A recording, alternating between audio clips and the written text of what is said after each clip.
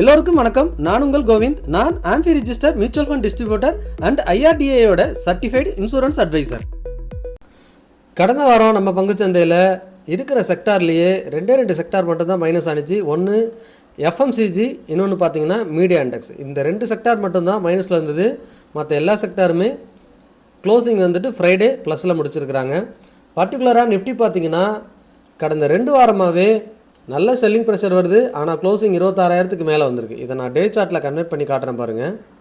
S, இங்கே பார்த்தீங்கன்னா வாரத்தோட முதல் 3 நாள் பார்த்தீங்கன்னா மார்க்கெட்டை அடித்து இறக்கிட்டே இருக்கிறாங்க, கதற விடுறாங்க இன்வெஸ்டரை.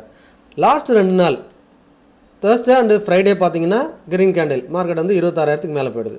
இந்த வாரமும் அதே மாதிரி தான் நடந்தது. ஃபஸ்ட்டு 3 நாள் பயங்கரமான செல்லிங் ப்ரெஷர், மார்க்கெட்டு 25,670 வரைக்குமே வந்துச்சு. பட் அடுத்த 2 நாள் லாஸ்ட்டு வியாழன் வெள்ளி க்ளோசிங் பார்த்திங்கன்னா 26,000க்கு மேலே வந்து க்ளோசிங் வச்சுருக்கிறாங்க.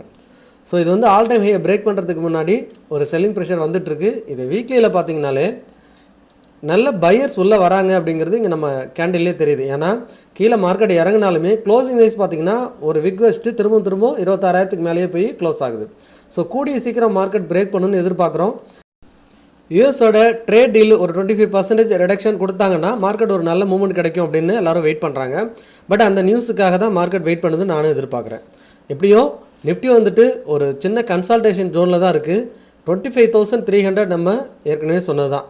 இந்த இடத்த பிரேக் பண்ணாத வரைக்கும் நமக்கு எந்த பிரச்சனையும் இல்லை. இந்த 1000 பாயிண்ட்ஸுக்குள்ளே தான் நிஃப்டி மூவ் ஆக போகுது. நம்ம எதிர்பார்த்த மாதிரி இங்கே பாருங்களேன், மார்க்கெட் வந்துட்டு இந்த இதுக்குள்ளேயே தான் இருக்குது. ஸோ ஒன்ஸ் 25,300 பிரேக் பண்ணால் அடுத்த செல்லிங் ப்ரெஷர் இன்னும் ட்ரிகர் ஆகும். பட் அதுக்கான வாய்ப்பு இப்போ இல்லவே இல்லை. மார்க்கெட் வந்துட்டு 26,000 எபோவ் தான் திரும்ப க்ளோஸ் வருது. செல்லிங் வந்தாலுமே பையர்ஸ் உள்ள வந்துட்டு மார்க்கெட்டை மேலே எடுக்கிறாங்க. கூடிய சீக்கிரம் மார்க்கெட் வந்துட்டு பிரேக் பண்ணுவோம், வெயிட் பண்ணுவோம். செகண்ட் நம்ம பார்க்கக்கூடியது பேங்க் நிஃப்டி. பேங்க் நிஃப்டியில் பார்த்தீங்கன்னா ஆல் டைம் ஹைலே தான் இருக்குது. பேங்க் நிஃப்டியை பொறுத்த வரைக்கும் அதுலேயுமே சேம் அந்த செல்லிங் ப்ரெஷர் வந்தாலுமே திரும்ப ரெக்கவரி ஆகி தான் முடியுது மார்க்கெட் வந்துட்டு பார்த்திங்கன்னா. அதனால் புல்லிஸில் முடிஞ்ச செக்டார்னு பார்த்தீங்கன்னா மெட்டல் செக்டார் தான் லாஸ்ட் வீக் பார்த்தீங்கன்னா ஒரு அல்டிமேட்டாக புல்லிஸில் முடிஞ்சிருக்கு. இங்கே பார்த்தீங்கன்னா தெரியும், நம்ம ஆல்ரெடி பிரேக் பண்ணது அந்த 10,000 இடத்த பிரேக் பண்ணதுக்கப்புறம் பிரேக் அவுட்னு சொல்லியிருந்தோம். ஸோ அதுக்கான ஒரு சின்ன கரெக்ஷன் வந்துட்டு இருந்துச்சு. ஆனால் லாஸ்ட் வீக்கை பொறுத்த வரைக்கும் மெட்டல் செக்டாரு அல்டிமேட்டாக க்ரீன் கேண்டில் அதாவது சூப்பராக பர்ஃபார்மன்ஸ் பண்ணிச்சு. என்ன தான் செல்லிங் வந்திருந்தாலும் திரும்பவும் ஆல் டைம் ஹை பக்கத்தில் போய்ட்டு க்ளோஸ் வச்சுருக்கிறாங்க. கண்டினியூஸாக மெட்டல் செக்டார் இன்னும் பர்ஃபார்ம் பண்ணும். எடுத்துக்காட்டு பார்த்தீங்கன்னா சில்வராக இருக்கட்டும், கோல்டாக இருக்கட்டும், ஹிந்துஸ்தான் காப்பர், ஹிந்துஸ்தான் ஜிங்க், இந்த மாதிரி நிறைய ஸ்டாக்ஸ் வந்துட்டு பார்த்திங்கன்னா ஃப்ரைடே வந்துட்டு செம்மையாக மூவ் ஆயிருந்தது. அதை நீங்கள் பார்த்துருந்தீங்கன்னா தெரியும்.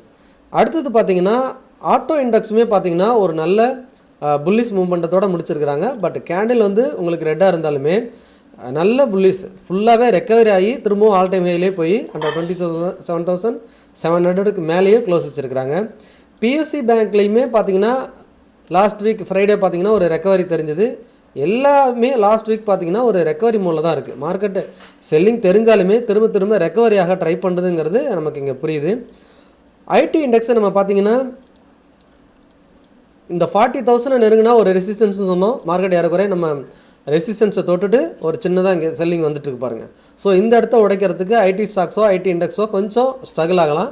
பட் கூடிய சீக்கிரம் அந்த இடத்த உடைச்சிட்டு புது உச்சத்துக்கு போகிறதுக்கு தான் வாய்ப்பு இருக்குது. இந்த 2022 வர சைட்வேஸ் இந்த தடவை பிரேக் ஆகிடும். ஆல்ரெடி ஒரு தடவை பிரேக் ஆனிச்சு இங்கே பாருங்கள் 2024. பட் க்ளோசிங் வைக்காமல் திரும்பவும் இந்த கன்சல்டேஷன் ஜோனுக்குள்ளேயே வந்துருந்துச்சு.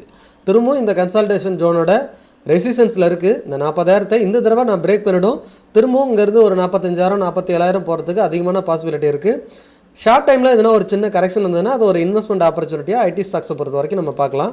அடுத்ததாக ஃபார்மா இண்டெக்ஸ் பார்த்திங்கன்னா இந்த ட்ரெண்ட் லைன் சப்போர்ட்லேயே தான் இருக்குது. பட் கிராஜுவலாக பெரிய மூவ்மெண்ட் இல்லை. இந்த 23,900 பிரேக் பண்ணிச்சுன்னா ஃபார்மா இண்டெக்ஸும் ஒரு அல்டிமேட்டாக பர்ஃபார்ம் பண்ணும். பட் அதுவுமே நிஃப்டி ஃபஸ்ட்டு பிரேக் ஆகணும். ஆல் டைம் ஹை பிரேக் ஆகிடுச்சுன்னா ஒவ்வொரு செக்டாராக எல்லோரும் பிரேக் ஆக ஆரம்பிக்கும். Already auto index, PSU banks and metal index எல்லாமே பிரேக் ஆகிடுச்சு. அடுத்து IT, ஃபார்மா இதெல்லாம் மூவ் ஆனிச்சுன்னா நிஃப்டி கன்ஃபார்மாக பிரேக் ஆகிடும். இதில் மூவே ஆகாத ஒரு செக்டார்னு பார்த்தீங்கன்னா FMCG தான். இங்கே பாருங்களேன், 2025 லோ பக்கத்துலேயே தான் இன்னும் இருக்குது. மார்க்கெட் ரெக்கவரி ஆகலை. அதாவது 2024 செப்டம்பர்லேருந்து இறங்கின மார்க்கெட்டு கொஞ்சம் கூட மூவ் ஆகலை. ரெக்கவரி அதாவது எல்லா கேண்டிலும் பார்த்திங்கன்னா இது வரைக்கும் நம்ம நல்ல ரெக்கவரி வந்திருக்கும். FMCGயில் மட்டும் பாருங்களேன் ஒரு ஸ்மால் ரெக்கவரி தான், பெருசாக இல்லை. பட் ஆனால் இந்த இந்த பாக்ஸுக்குள்ளே தான் ட்ரேட் ஆகுது பாருங்கள். நம்ம இந்த பாக்ஸ் போட்டு ஏறக்குறைய ஏப்ரல் மாதத்துலேருந்து பார்க்குறோம். ஏறக்குறைய 5-6 மாதம் ஆகுது.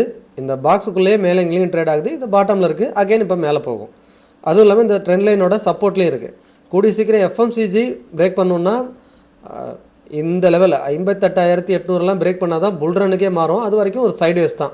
லாங் டைம் இன்வெஸ்ட்மெண்ட்டுக்கு ஐடி அண்ட் எஃப்எம்சிஜி, ஃபார்மா இதெல்லாம் இப்போ ஒரு வேல்யூவான இடத்துல இருக்குங்கிறது என்னோடய கருத்து. அடுத்ததாக மிட் கேப் இண்டெக்ஸ் பார்க்கலாம். மிட் கேப் இண்டெக்ஸும் பார்த்திங்கன்னா இந்த ஆல் டைமே பிரேக் பண்ணியிருக்கு. பட் இருந்தாலும் க்ளோசிங் வரல.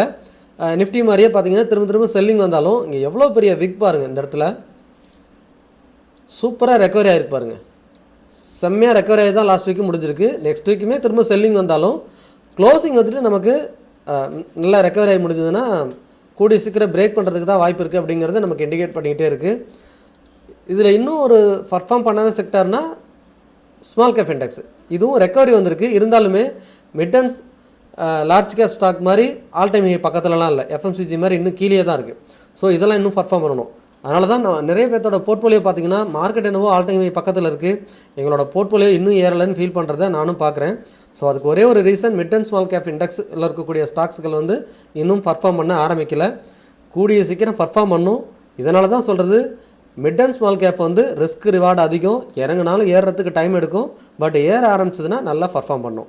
இப்போ புரிஞ்சிருக்கோம் உங்களுக்கு லார்ஜ் கேப் ஸ்டாக்ஸில் ஏன் இருக்கிறோம் அப்படின்னா ரிவார்டும் கம்மி, ரிஸ்க்கும் அங்கே கம்மியாகவே இருக்கும். ஓரளவுக்கு ரீசனபிளான இறக்கம் வந்தாலுமே சீக்கிரமாக ரெக்கவரி ஆகவும் ஆரம்பிக்குது. நீங்கள் முதலீடு பண்ணுறதுக்கு முன்னாடி உங்களோட ஃபினான்ஷியல் அட்வைசரை கட்டாயமாக டிஸ்கஸ் பண்ண மறந்துடாதீங்க. நான் AMFI register mutual fund distributor, அதாவது association of mutual fund in இந்தியாவில் பதிவு பெற்ற மியூச்சுவல் ஃபண்ட் டிஸ்ட்ரிபியூட்டர் மற்றும் ஐஆர்டிஏயோட சர்டிஃபைடு இன்சூரன்ஸ் அட்வைசர். உங்கள் லைஃப்பில் ஃபினான்ஷியல் கோல்ஸை ஈஸியாக அச்சீவ் பண்ணுறதுக்கான ஃபினான்ஷியல் பிளான் பண்ணணுமா? அப்போது கட்டாயமாக நீங்கள் டிஸ்பிளேல தெரிகிற வாட்ஸ்அப் நம்பருக்கு ஷேர் பண்ணுங்கள் அல்லது டிஸ்கிரிப்ஷனில் இருக்க கூகுள் ஃபார்ம் ஃபில் பண்ணுங்கள். நான் உங்களை கான்டெக்ட் பண்ணுறேன்.